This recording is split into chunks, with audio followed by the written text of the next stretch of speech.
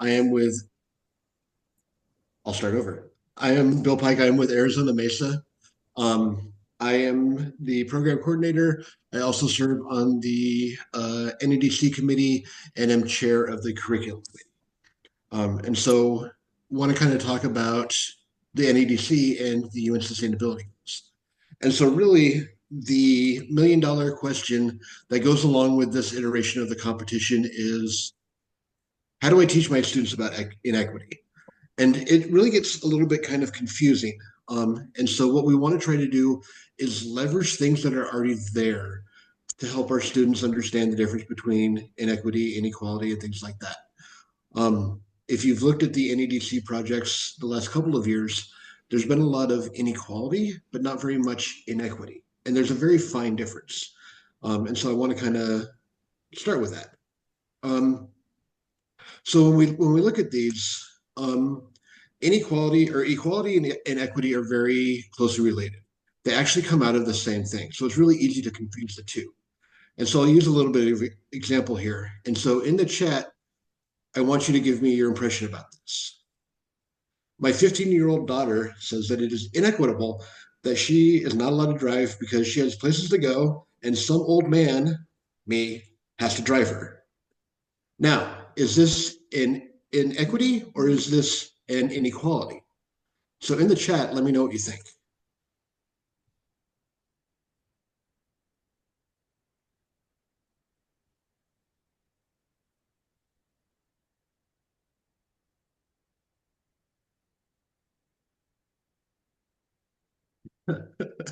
Thanks, Kurt. All right, so we've got unequal, unequal.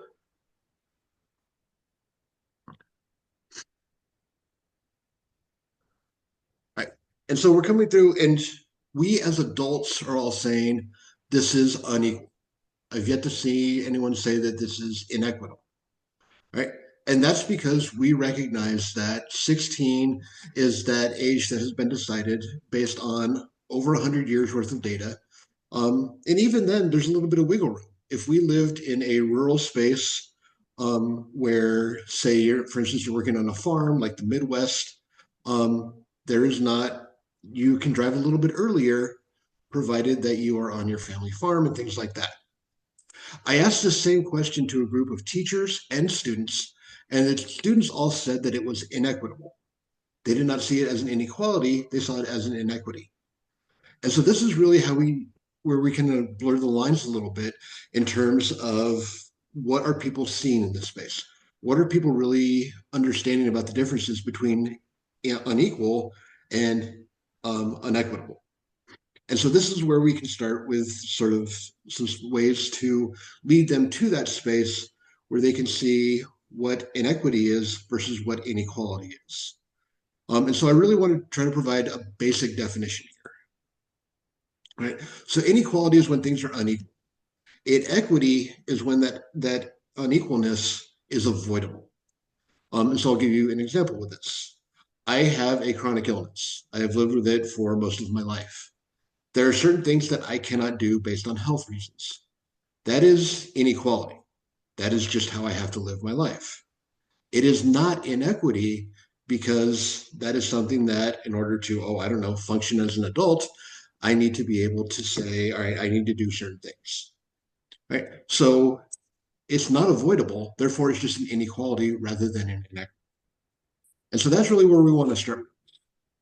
And so the question becomes, of course, how do we then decide is this an equal or an inequality or an inequity? Right. So the quick way we can do this, an easy way to do this, is to look at the UN sustainability goals. Right. These are goals that have been identified by the United Nations as spaces where there's inequality.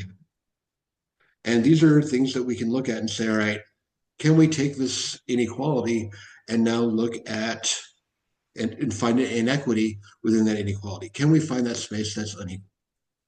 And if you don't know where those UN goals are, they're at this website here, sdgs.un.org/goals. And we're going to go there real quick.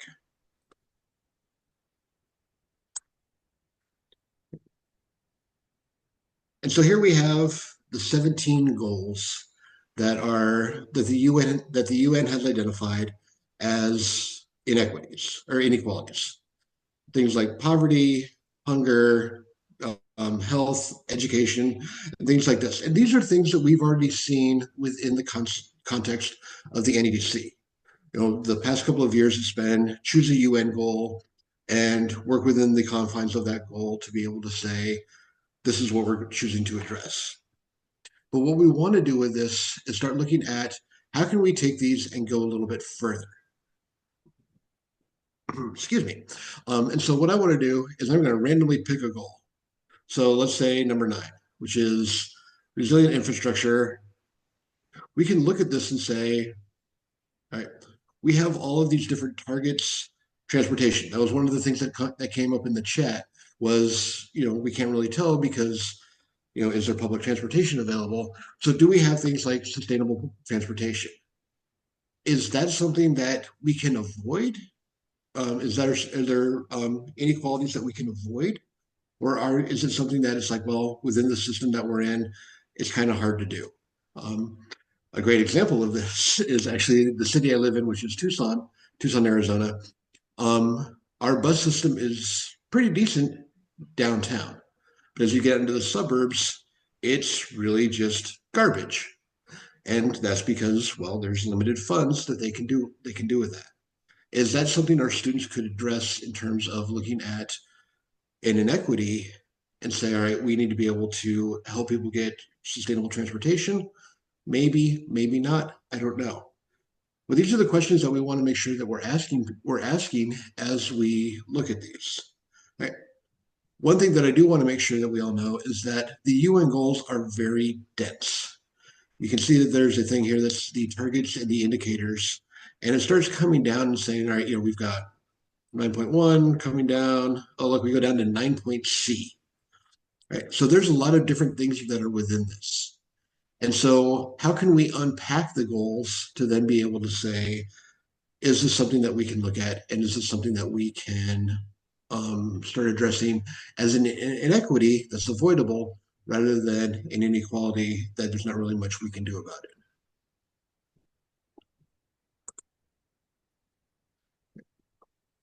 So,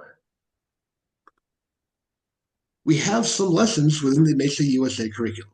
And I am totally going to shill for this because I am the chair of this committee and I shill for it all the time. So there we go. All right, so we're going to take a look at some of these that you can use. This is free access to everybody. There's no logins or anything like that.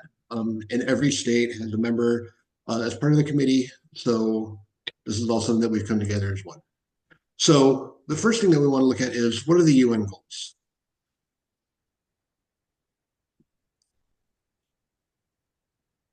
And so we've got this nice thing here, the UN goals explained.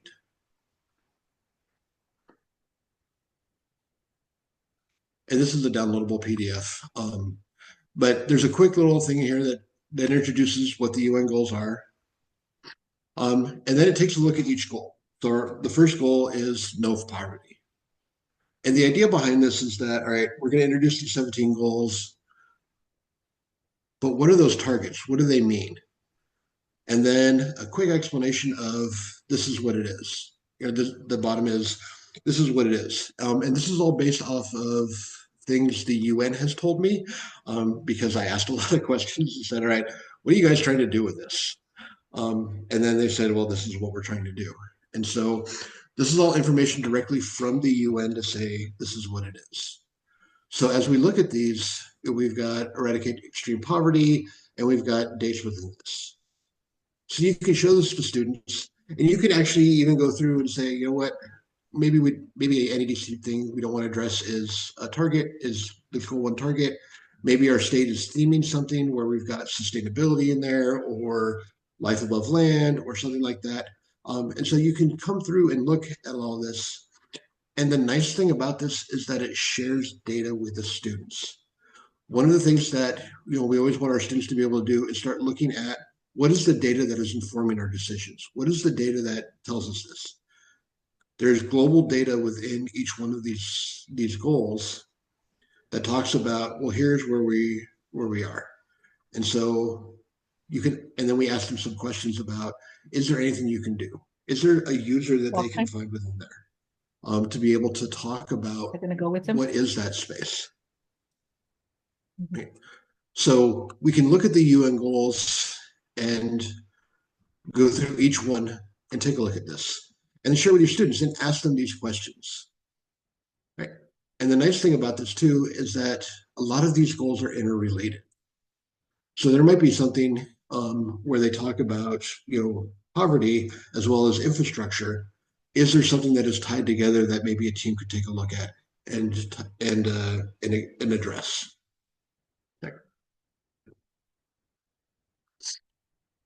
So there's all this, but this is dense. I mean, let's be honest. There's a lot of information like here with goal three. It fills up the entire page.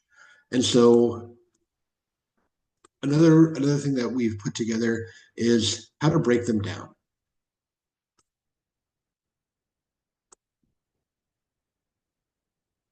Right. And this was coined by Keats de Groot in Rhode Island, where he called it globalization, where we can take these global goals and make them local. Because as remember, we're talking all about what is happening within our community, within our school, our neighborhood, our county, our city. So we're not looking at, hey, we're going to solve, a problem in Asia or Africa or something like that. We're looking at what's happening within your town, your space. And so again, talk a little bit about the goals, but then it kind of breaks them down into reorganizing in terms of what are some things that we can look at as students that are more likely to be within our spaces. Does it mean that this is everything that's in your space? Absolutely not. And please don't take away that I'm saying that you will be able to find these in your communities because every community is different. And then there's some more data within there that we can share with students. Right. So the idea is that the UN goals are very broad. They can be very general. Let's try to break them down. A lot of times when we work with students, we know that sometimes they're like, I only care about my general space and not trying to go out beyond that. And this is a nice way to be able to help them.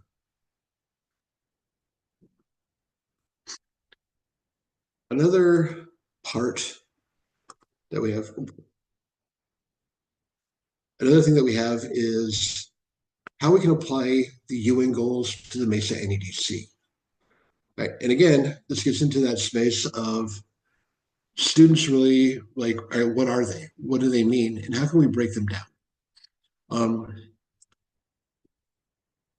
and so if we take a look at this is another short explanation for students to be able to look at what is the goal, what is it trying to do, and then what does it mean?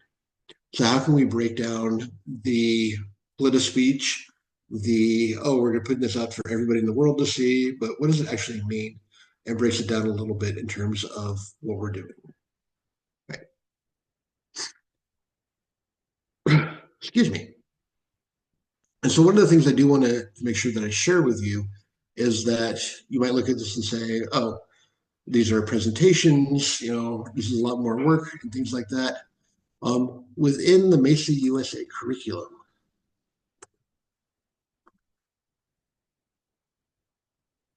there is in the modules recordings of every convening we have done since 2021. There are YouTube videos with each one of these sessions within there. So if I go to like winter convening, you can see where we've broken down all the different things that we've done throughout these convenings, as well as the different spaces of other things that you might be interested in, like preparing for the NEDC. What have students said? What have advisors said? A little breakdown of the posters and older spaces in there. So there are some things within the curriculum that are available to you. This PowerPoint will be shared with everybody as well too. So if you're like, oh, I don't know, remember what the goals are, that's fine. They're all right here for you. So the idea is that we have all these tools to be able to look at inequality or to look at inequality. What we want to hope to do is talk take that conversation about inequality and then turn it into a conversation about inequity. And so, preview, the next session is going to be talking about inequities that are within that are talking about inequity and how to help students find that. But there are also some things we can do within there as well for this. So that's where I turn to my turning to equity session. Right. So there's a lot about the UN goals that are talking about equality, but we want to make sure that we're talking about equity, and more specifically, how is our NEDC project going to address inequity? Right. And so what I want to do, I'm going to step on Carlos's toes a little bit. Within the Mesa USA curriculum, there is this module 2 where we talk about NEDC and designing for equity. And under the activities, there are a lot about the UN goals and a lot about different things you can do with this. And so we have breaking down the goals. We also have a brainstorming activity that was done by Washington Mesa. And within this, and I need to get with Sarah there, this Nearpod is not working right now, but we are going to be working on that to get it back up. But this has a nice thing to be able to say, how do we take our UN goals and then apply them to equity? We also have a flow chart for every single one of the UN goals. And my thanks to everybody on the group for doing that. Um, if we look at goal 1, it asks you a very simple process to be able to say, what is the goal? And then can you identify limited access to them? And it gives a nice decision matrix flowchart for a possible project. And I want to make sure that I say that this is not a, oh yes, definitely do that project. This is the team needs to decide what they want to do.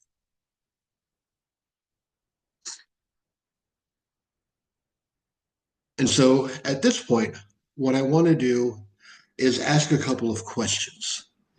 And the first question I want to ask is, in your community, are there spaces where you see inequalities that you can say this is a possible inequity? And if there is, can you put them in the chat? I'm going to stop sharing my screen.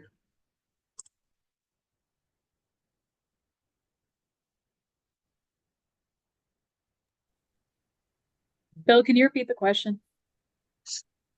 Are there inequalities in your community that you can turn into an NEDC project because it addresses an inequity? Can you turn an inequality into something that is avoidable?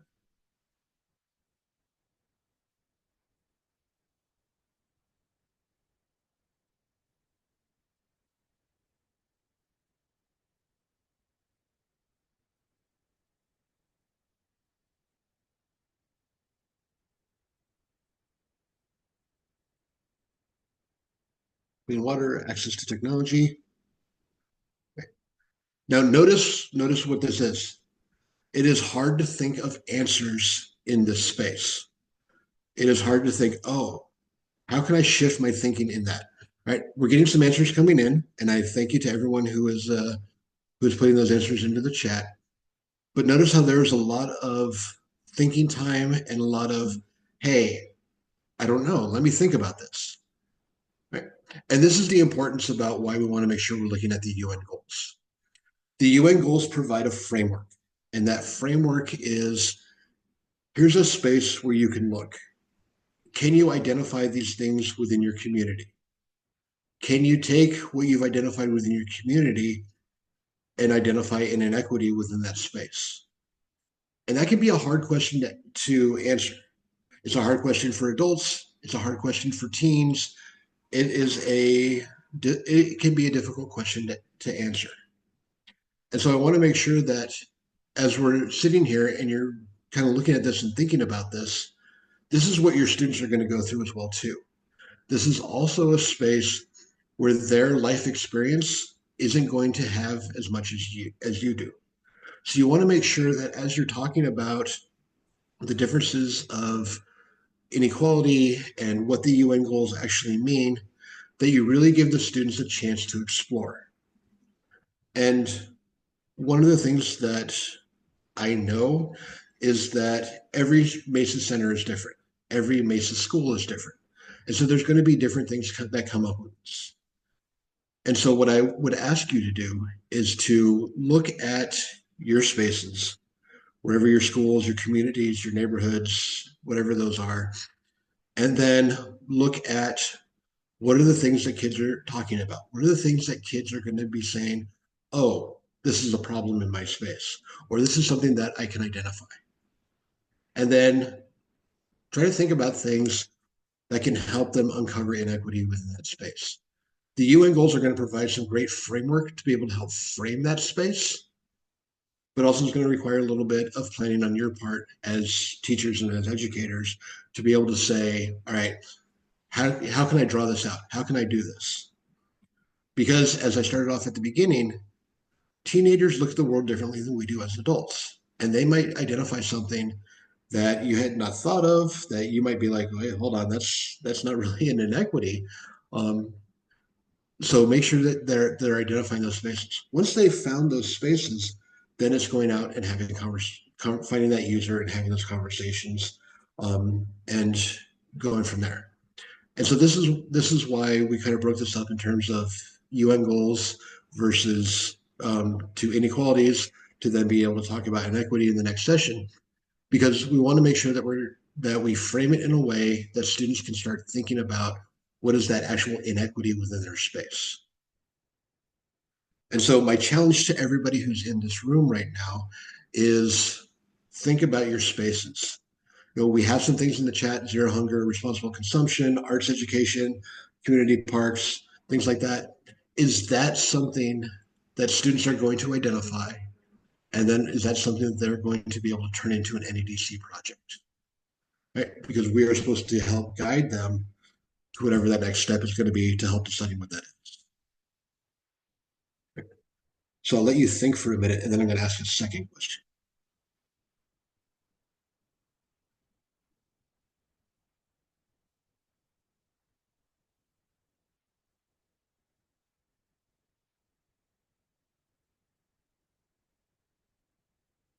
My second question to you is, are you comfortable with students identifying things that you may not have a lot of knowledge about?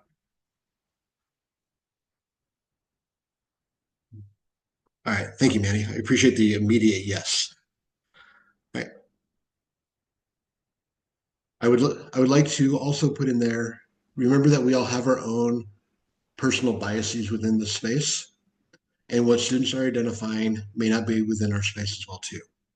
And I'm really happy to see all the yeses and absolutes and things like that coming in, because that's super important for our students to be able to grow. So make sure that as we're having these conversations, you tease out that information. And we use those good teaching methods. And I'm not saying anybody here wouldn't do that. Absolutely. But I want to remind you that make sure that we're drawing out the students. What are they seeing? What are they doing in the space that they're doing that? And Jim and Maryland, your comment of happens almost daily. Awesome. That's great. And we should do more of that. So I'm getting a little bit on my soapbox here. But make sure that as the students are having those conversations, that we're having those conversations that are addressing what's happening in their space and what they're seeing, and let them lead that conversation. Because it's really easy for us as adults in the space to be able to say, I don't know, but it might actually turn into something that's really cool. So make sure that as we're having the conversations, as we're talking about these different things, that we're exposing the students to where are all these goals? What are all these things that we're seeing? And then drawing out, where are we going to go with this? What are you, the students, going to be doing with this space? Bill, can I ask you to share an example that you shared for the curriculum and it was really impactful for me? Was the Arizona team where they Oh, had the disability and they made the spoon. That actually wasn't Arizona. That was New Mexico because I Stolen. totally stole that thing. So a great example of this. The school from I'm going to forget this. Rena Veramontes at Chaparral Middle School in New Mexico.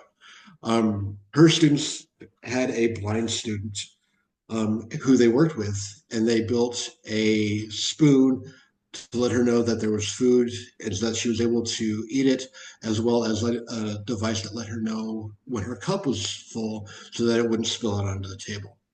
And that was 100% directed by the students because they found someone within their community who had something that they said this is avoidable. We can address this inequity. And then they built this, and there was video of them working with the student. There was video of the student using the spoon and the water thing, and it was absolutely amazing. Um, and yeah, it's Kim identified her right there. And it was an absolutely amazing project, and that's the kind of project that we hope.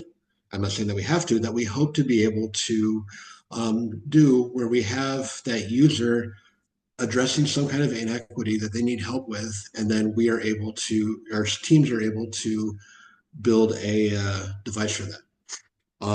Another example that I absolutely love was the Washington Middle School from last year, who won the NEDC, built a fire alert system as their community was literally on fire at the NEDC because they were in a rural area and the alert systems did not reach them. And so they actually built a whole system that would then help people within their community know that there was a wildfire coming and they needed to evacuate because that was a need in their community. And that's really that kind of space that we want our students to be able to identify is what is the need? What is that need to make something avoidable and then be able to go on from there. I've been doing the NEDC for 10 years. This and I've seen a lot of really cool things, but those are the two that always stick out for me. And as we look at those, if we wanted to tie these back to the UN goals, which we can, the Biddle Spoon, which was the project from New Mexico, really fits into quality healthcare because that is a need based on a disability that the student had, and so they're now addressing that need to meet their goal. So it hits the UN goal, but then it also hits that inequity within there because it was something that was avoidable. And then I think the Washington Middle School tied it to Goal 12, which is life on land, and it's the same thing. So there's a lot of connection between the inequalities that are identified in the UN goals and the projects that our students can come up with. And if we have students who are struggling to be able to figure out what they are, where do we go? Well, here's a great starting point: the UN goals, because they've identified worldwide things and then said these are inequalities. How can we avoid them? These are inequities. Boom, there's a potential project.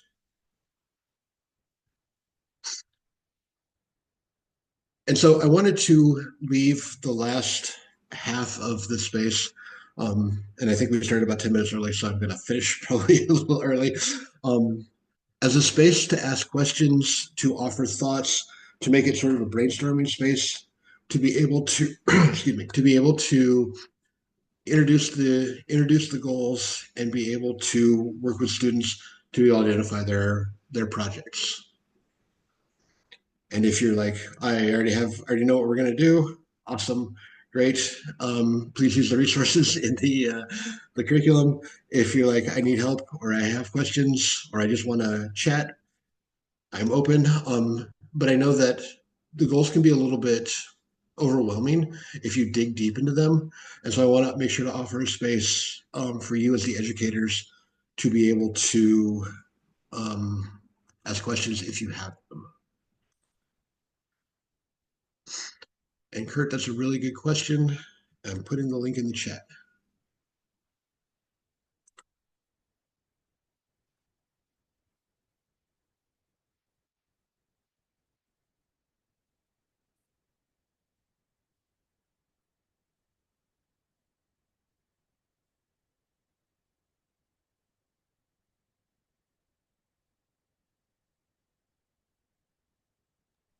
Sure, Kim, go for it.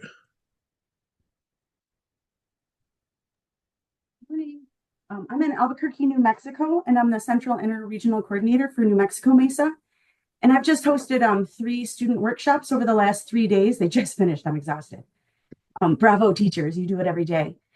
And the assignment that I had, oh, I'm going to grab mine, was for students and teachers to review the UN goals. And then I gave each student or school, I should say, a pizza, like a blank pizza box. And their goal was to bring to our event a visual representation of one of the UN goals and kind of like how to display that visually. And while you were talking, I was trying to send pictures to my email so I could share them, and it just wasn't working. But this is my example, and I'm a marine biologist, so I went number 14, which my colleagues were so kind. They're like, Kim, that looks great. And I was like, no, it's devastating. There's trash and plastic. So this is just my example, and I will say I was outshined by students, and I added like, you're exceptional if you add circuitry or mechanical components. And I will try to share some pictures as the day goes on, but I'm happy to answer any questions about that like mini build. I think your build looks great, Kim. Honestly, I mean, it's like Sea World and the aquarium all rolled up into one. It's amazing. Pretty cool. Yeah. And Kim, That's wanting a to ask great a idea, though. question. By the way, the visual and the art and the tactile. That's always great to bring into our STEM conversations, right? Things like that. Cool. And Kim, wanting to ask a question in the chat, and I was going to ask the same question.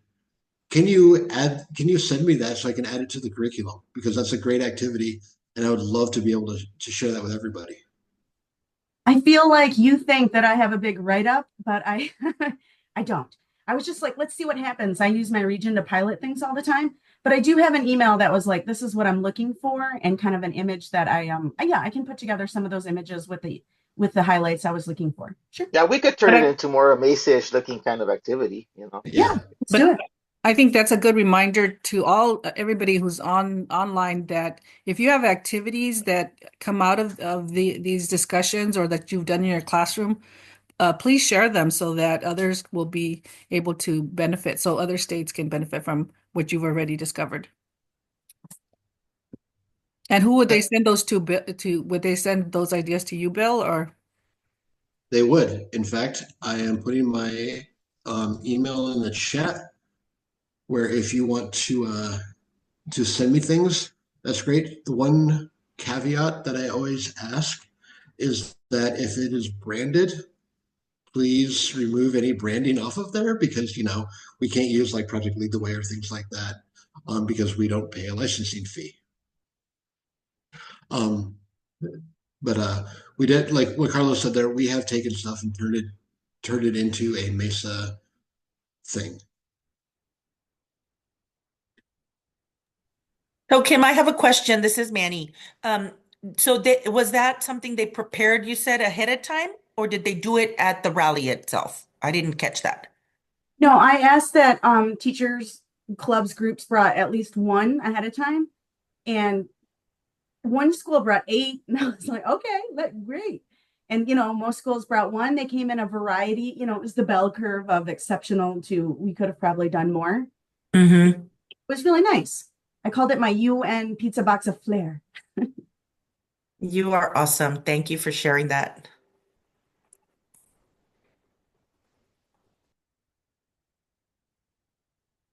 So does anybody else have anything they want to share or ask or anything? Because I do believe that the best teaching comes from talking to other teachers. I say that after I taught math for 15 years. So I borrowed a lot from other people. But there's all sorts of things that we can do, and some of those best lessons, like what Kim just shared, is really cool. And so definitely let's share the wealth of our knowledge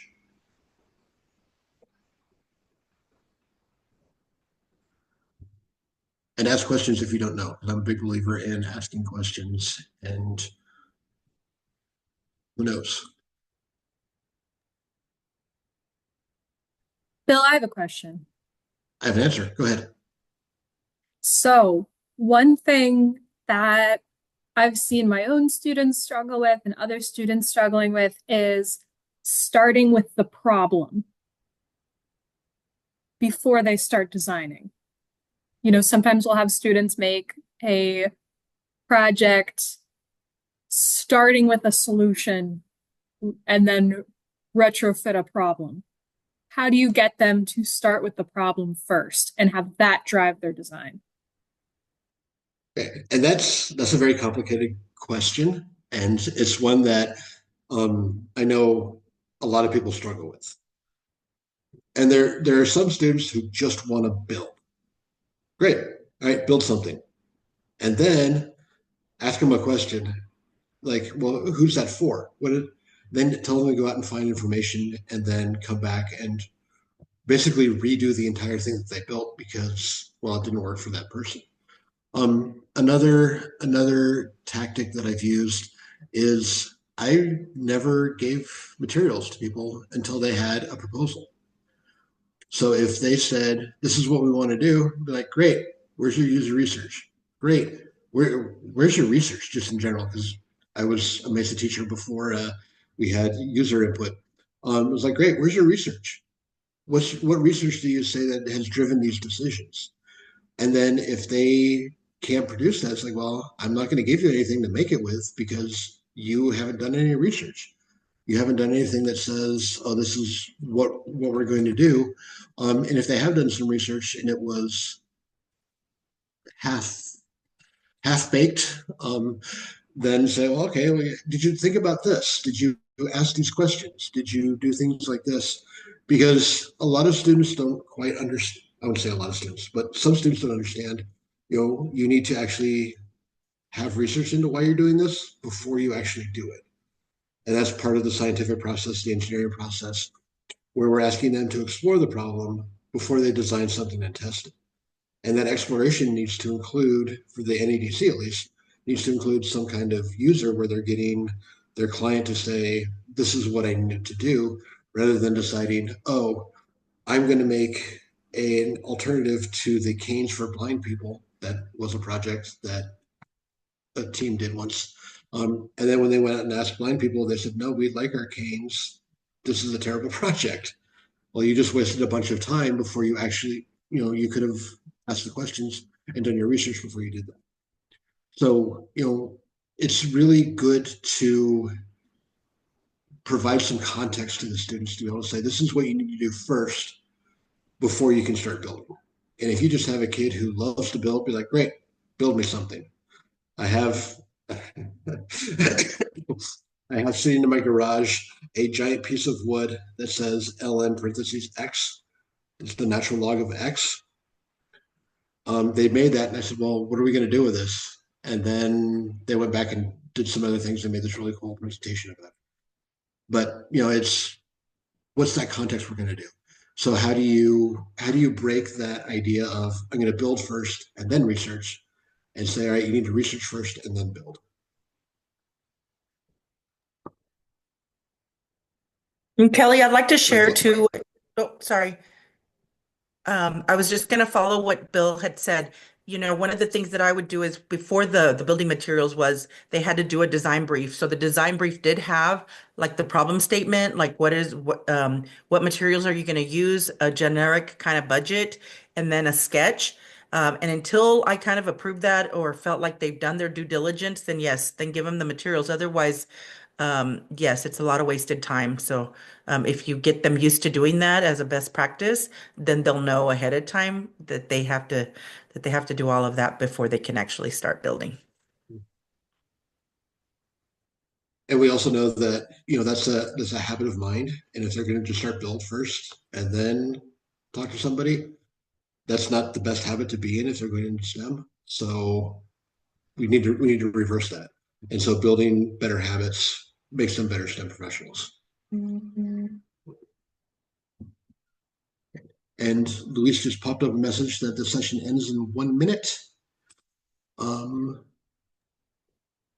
I put the Session survey. session survey in the chat? Awesome. Yes. So thank you for listening to my talk about UN goals and participating in some of my craziness. I appreciate it, and I hope everyone has a good year. And I will be sharing these slides with Luis to go out with the information for the convening after we're done. And please take the survey. So after every session, NEDC has asked that everyone provide some feedback on the session. So I just put the link in the chat. I can put it again. It's just a couple questions. What do you think? Ideas for next year. We really do read every response. So please, I love your feedback. That's my plug. Say, I'm looking at the survey and it says I'm providing feedback to the following session, but I don't see this session listed there.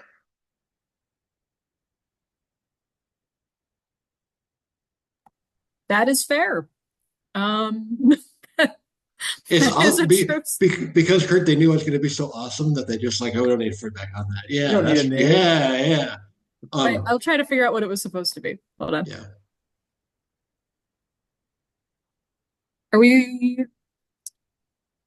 Yeah. Yeah, that is well.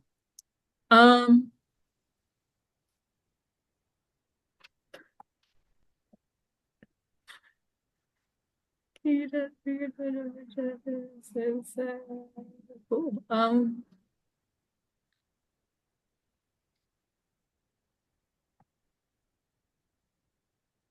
Huh. I was thinking maybe if we picked one of them that is not actually during this convening, and say everybody here now hears it, we can just pick that one, and then you guys would know which one that would be. Let's just all do project management. No, because that's the session later in the. That is the next one. Alright. But Yeah. they got to put something, all right? Well, and Milagro just put in there that they'll figure it out ASAP. Okay. So Whoever's Sorry, the what's that? owner of the form can quickly enter it in there, and then we could refresh and Right. select it. That's fair. Milagro's on it. She's our girl. Any other questions for stalling purposes? Yes, I have a question for Dr. Kim.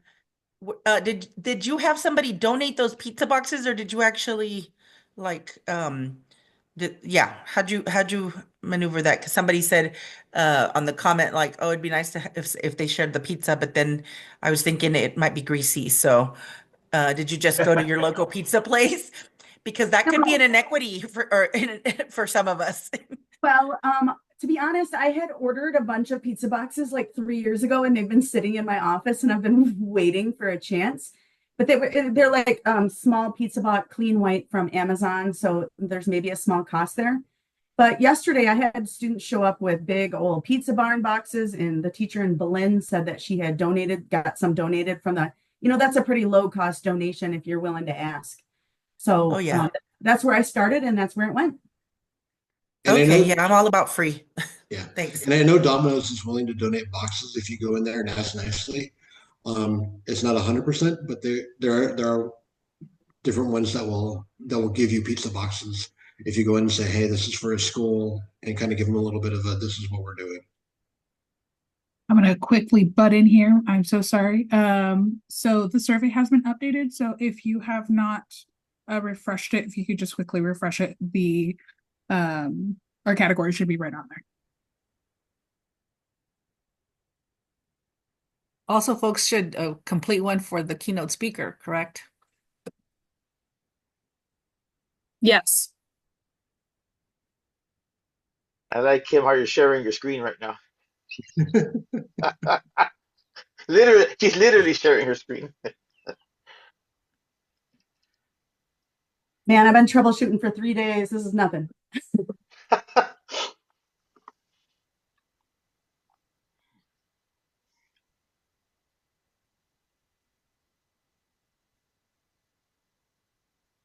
Thank you, Milagro, for fixing that so quickly. These California people are on it.